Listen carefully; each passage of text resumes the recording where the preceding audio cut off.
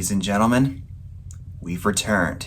So, The Last of Us Season 2 has finally arrived. I had a chance to watch the premiere episode last night for HBO Max, 2 years after the premiere of the first season. We, Last of Us fans, those who are fans of the games and the show, all of us have been waiting to see what happens next with Ellie and Joel. As for my own experience, having been a fan of The Last of Us for 12 years, I'll admit I was a little skeptical on how they could continue to maintain that quality. I mean, I kind of want to kick myself in the ass for being so doubtful because, so far, it hasn't been disappointing in the least bit. For anyone who's new to my channel, if you don't know, I've been a fan of The Last of Us since the first game, back in 2013. By far my all-time favorite video game. And then with Part 2, 7 years after the fact, during the COVID pandemic in 2020, it was considered a big hit and won numerous awards, but certain creative choices that were made didn't stick the landing with everybody. And that's bound to happen with a game like The Last of Us, when it's so well regarded by the vast majority of the population. Any sequel that comes after that, it was bound to be littered with some kind of issues. And for years, Hollywood had been wanting to adapt The Last of Us into live-action form. It was going to be a movie, but then they decided to go with the TV approach instead. And I think that was the best course of action because the narrative for both games is so dense and so huge that you need way more time to develop certain things that go on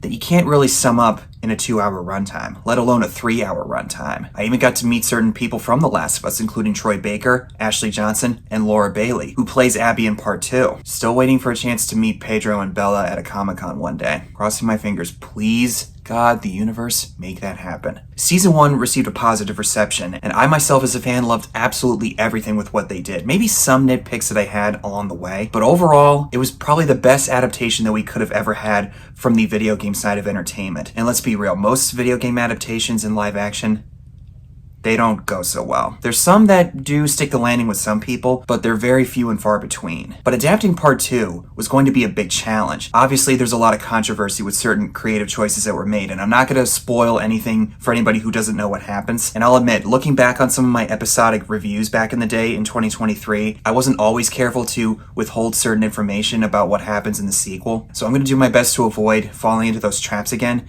but I can't promise anything definitive. If you haven't watched episode 1, please do so, because I'm going to go into just about everything that I can cover. I'm going to try to condense it as much as I can, but oh my god, there's so much to say. And this is going to be 7 episodes as opposed to 9 episodes from the last season. How exactly are they going to condense all this into 7 episodes? Part 2's narrative, for anyone who is not in the know, compared to the first game, its narrative scope is huge. Last of Us Part 1 is a pretty straightforward linear narrative, so Season 1 in a way had some constraints that it had to work with. There were some creative liberties obviously that were taken. The biggest deviation was the focus of Bill and Frank's relationship and how that thematically ties into Joel and Ellie's connection as they grow close to each other. And there's some new additions that they included, like the fungus running underground for miles and miles, awakening a horde of infected from a mile away if you step on one of the tendrils, as opposed to the spores that made a big presence in the first game. And from what I'm hearing, spores are actually going to be brought into this new season, if not Season 3, which has already been confirmed by HBO. Again, considering how big the narrative scope is, it shouldn't be surprising that they're already confirming it. And they've said in the past that it's going to take at least 2 or maybe 3 seasons to cover the entire narrative scope. If I had to be real though, I would probably say it's going to go on for 4 seasons. Now, should they make a Part 3 for the video games?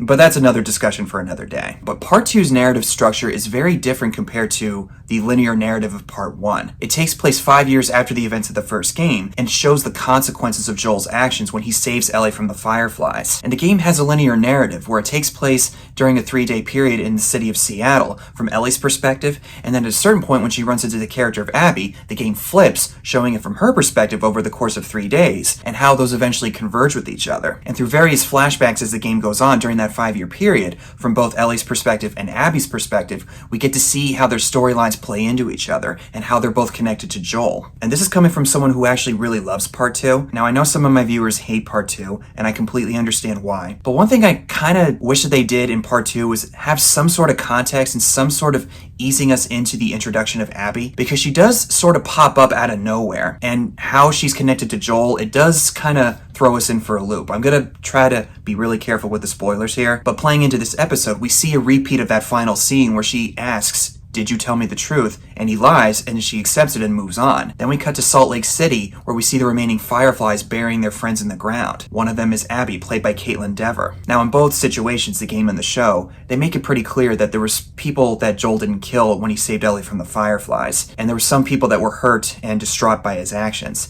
Abby is one of them. No specifics as of right now, but she's hell-bent on revenge, and she'll do whatever it takes to get there. Showing that context right at the gate and how Joel wronged the Fireflies is, I think, a really smart way to ease people into the notion that some pretty big repercussions are going to come Joel's way eventually. As it's said by some people, what goes around comes around. Because in the game, it does kind of pop up out of nowhere. It's like a big curveball that nobody saw coming. So the show cuts to 5 years later after the fact. Joel and Ellie are living in Jackson. They do their routine patrols, or they help in any ways that they can for their communities. Joel is going to a therapist that lives in Jackson, played by Catherine O'Hara, the mom from Home Alone. He and Ellie are estranged from each other. She's now about 20 years old, and she's showing some romantic interest in her friend Dina, played by Isabella Merced, who you might know from Instant Family with Mark Wahlberg and Rose Byrne. So far from what we're seeing, I think it's really smart for them to not show exactly the reason why Joel and Ellie are not talking with each other, but with us, the audience, seeing just how estranged they are from each other. It's one of those things that makes us go, what happened? And if you don't know what happens in part 2, you'd start to think that maybe she's resenting him for still not telling her the truth, or maybe she did figure it out and she's holding a big grudge against him. Now, if you've seen the trailers, I think we all know where it's going, but there's a big aura of sadness lingering in the air.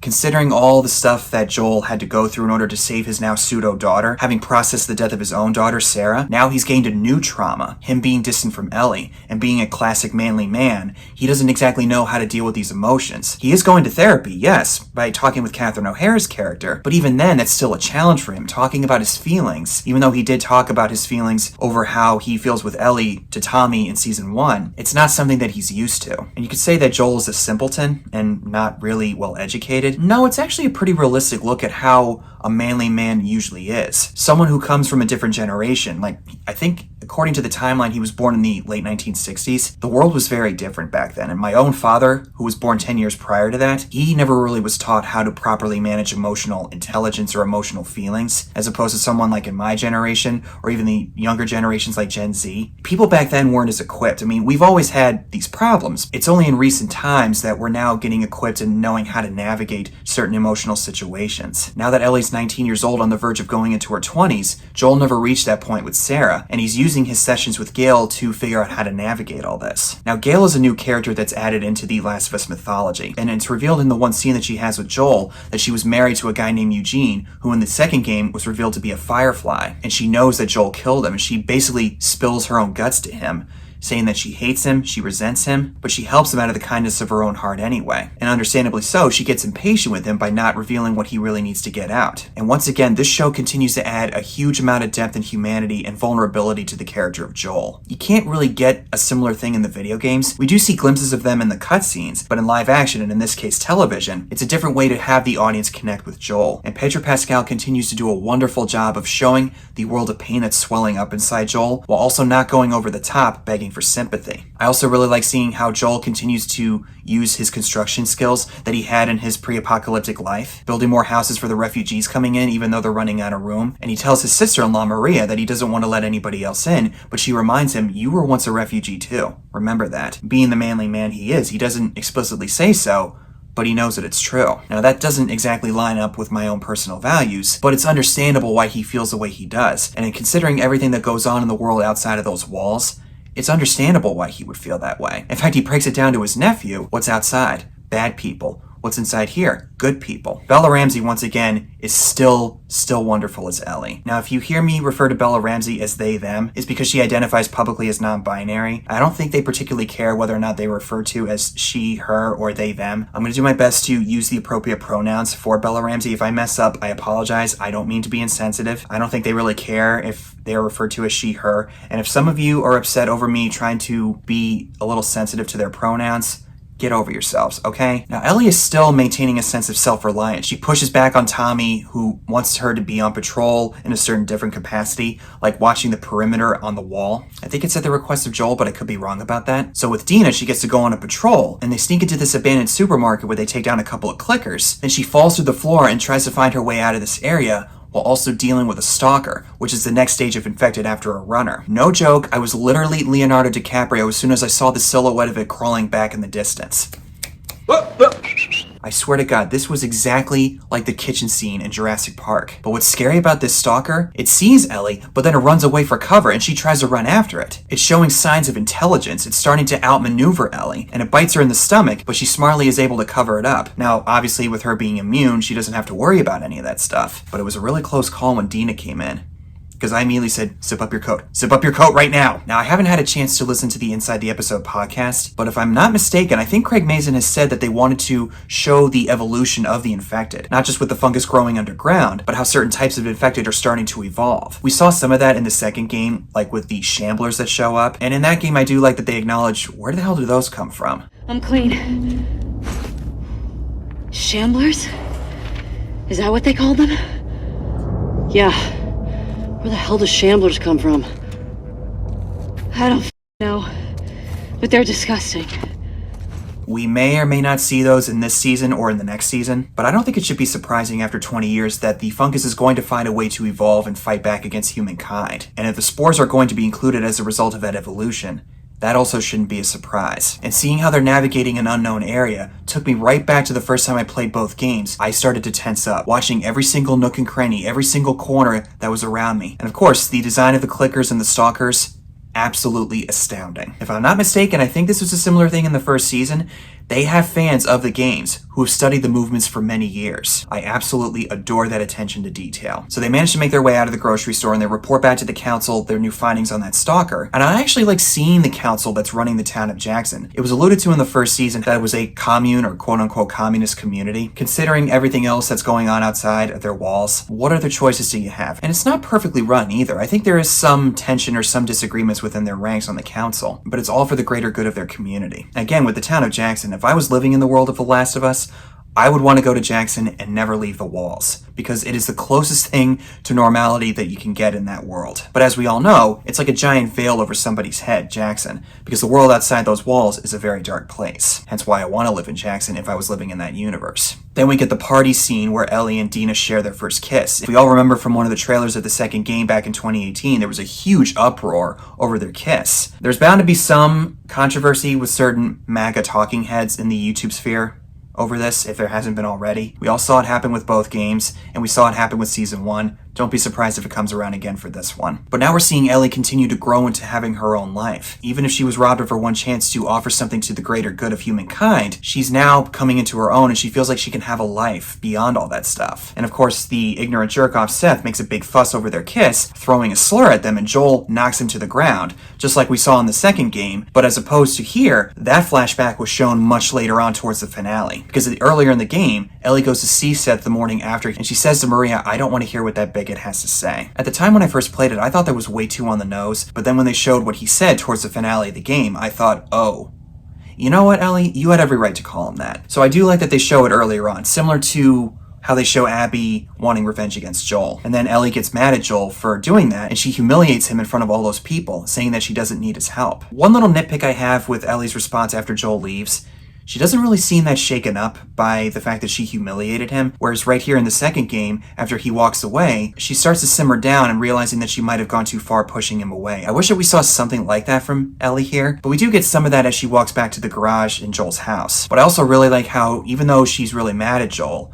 she still has a deep love and admiration for him. She still has a guitar that he gave her. If you played the second game, we all know what that's about. And there's even one point where you see a glimpse of the album 10 by Pearl Jam. And I actually have that right here in vinyl form. And Neil Druckmann, the creator of the games, he's a very outspoken fan of Pearl Jam. And with him as a storyteller, he uses Pearl Jam's music as a big influence. Just like Martin Scorsese does in some of his films with the Rolling Stones music. Or even Steve Jobs talking about how Bob Dylan was a big inspiration for him. And it would behoove me to mention the ending of this episode.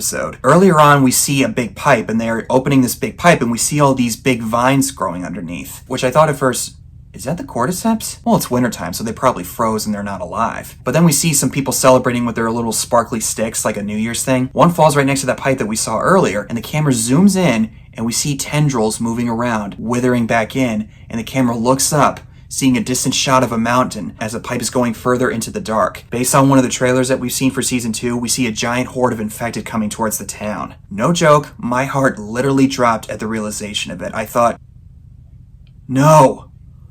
No, please, no! And then the final shot we see of Abby and her friends seeing Jackson from afar. Boom, credits. I hate cliffhangers. So do I. And they're still using them. But even so, it's never a dull moment when it happens. I would say great start to season 2 so far. I'm really intrigued to see how they translate part 2. And even for someone like me who's a fan and knows what happens in part 2, I still don't entirely know how they're going to translate this. With that horde of infected, could it wipe out the entirety of Jackson, or could it wipe out some of Jackson? Please don't wipe it all out. That would literally crush me. Please, creators, please don't do that. But of course, similar to George R.R. Martin with Game of Thrones, there's no guarantees in The Last of Us. And from what we see in the trailers, we are going to get a glimpse of the WLF in Seattle with their leader Isaac, who Abby later goes to join after she experiences her own loss with the Fireflies. Again, it makes me wonder, how are they going to fit this all into 7 episodes? Are they only going to cover a fraction of this? Are we really going to see Ellie's journey towards Seattle on day 1 or day 2? Considering the season length, I highly doubt they're going to go that far, but either way, I am really excited to see how they translate this. Like I said, as someone who knows what happens in the games, there is still some sort of uncertainty on my end, and as far as I'm concerned, that's a big plus. I mean, clearly, everybody involved, including the producer Craig Mazin, has a huge love and respect for the source material, and he even directed this premiere episode. Top notch, sir. Top notch. And of course, with Neil Druckmann being involved creatively. I mean, do I have to say anything else? I don't want to put the guy on a pedestal, but as far as I'm concerned, Neil Druckmann is a genius. So that's all I got for you guys on this episode. Thank you guys so much for watching. I'll be back again next week with a video on episode 2. Comment below and tell me what your thoughts are on this episode and how you're feeling about season 2 so far. And as always, I'll see you guys in the next one.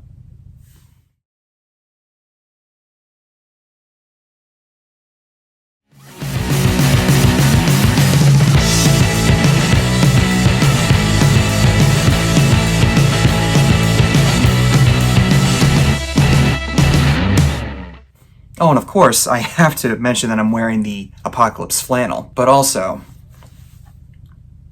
to the edge of the universe and back, endure and survive.